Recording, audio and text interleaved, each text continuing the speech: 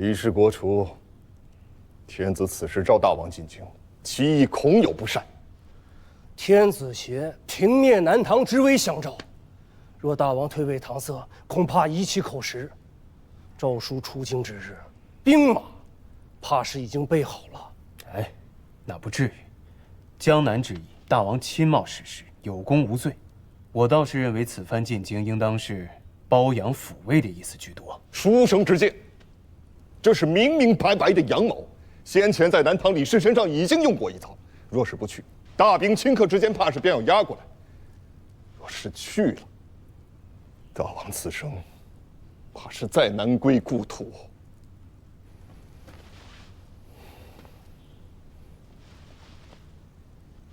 南唐灭国后，南方藩镇仅余大王与泉州陈洪敬。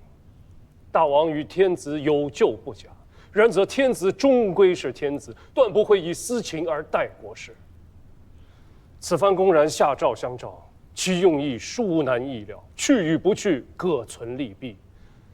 大王须慎思之。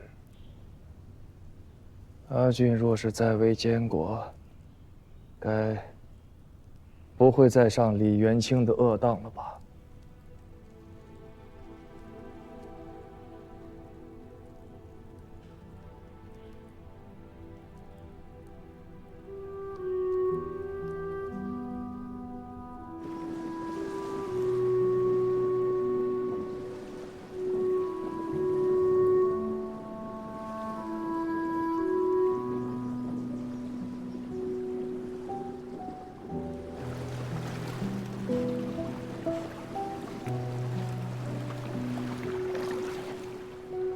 真是吗？当真无碍的吗？臣不知道，大王恐怕也不知道。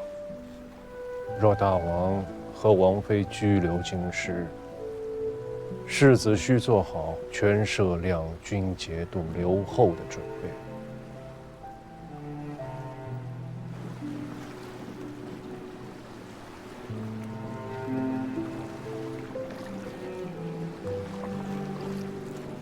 若此生再不得回岛上，你会后悔吗？自阿舅、阿兄归养之后，岛上的寨子都荒废了，往来的商船，要么直入钱塘，要么转播去台州的博弈坞。倒是以前那些不敢靠近的渔商渔户，现今时常来岛上避风歇脚。倒是也不坏。没了黄龙社，也没了黄龙旗，民间那些渔户们都不知道岛上曾经住的是黄王余孽。黄龙岛这个名字啊，现今已经没有人叫了。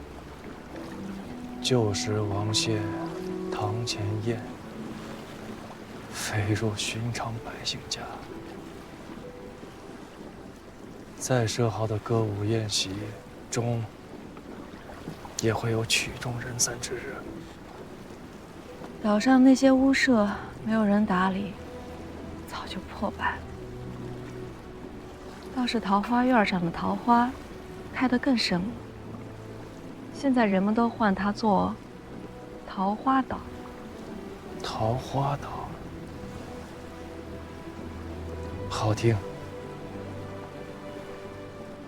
我想起当年在汴梁水丘宫口误，唤黄龙岛为黄花岛。哎，这一眨眼都过去这么多年了。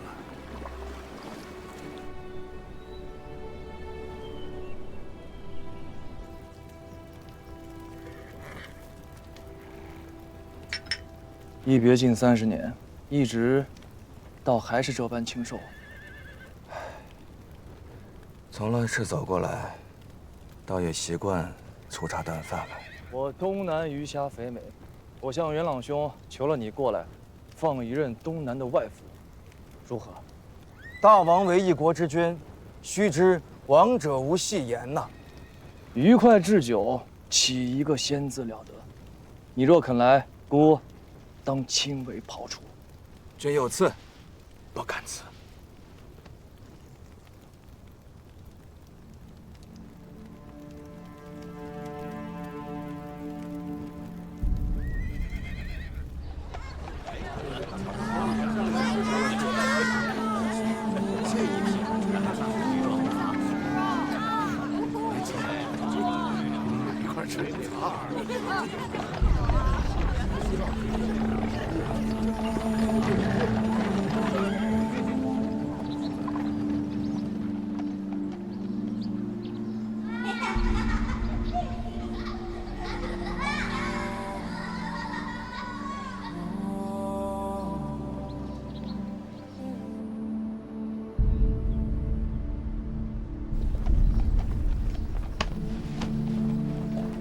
天气有些炎热，大王可是身子不适？无法，就是想起些旧事。晋王和赵相公带陛下来相迎，怕是被这些吃相公堵在御街内头，并非有意怠慢大王。亲王和宰相也要给这些吃相公避道。城中10余万人家，每日肉食皆要指望这些吃相公。不要说亲王宰相，便是天子六军，也不敢与其争道。都说肉食者鄙，却不知自古志士明君贤相宵衣干食，所求者不过是那小民百姓锅子里的一口肉食罢了。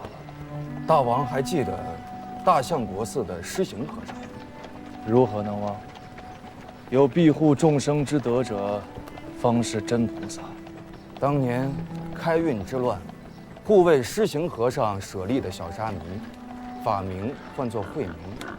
佛法修行如何不知道，一手烧猪肉，却是烹得鲜甜软糯，入口即化，京师内外远近闻名。多少公卿勋贵想要尝上一口，须得提前月余相约。今你的世门不结婚吗？难配佛法境如此不同。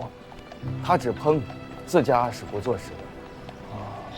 大相国寺的住持大和尚专为他辟了一间院子，京师百姓俗称作烧猪院。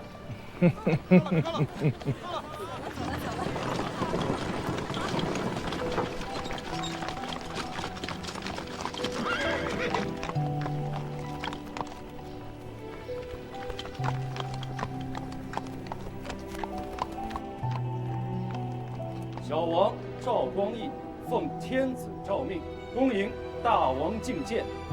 臣等参见大王。臣无越前处，不敢当。陛下口诏。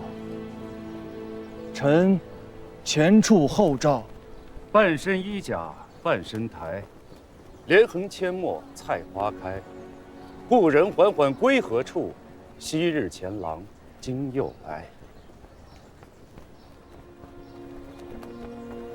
请晋王代奏天子，加翁先武肃王有训，待陌上花开之时，可缓缓归矣。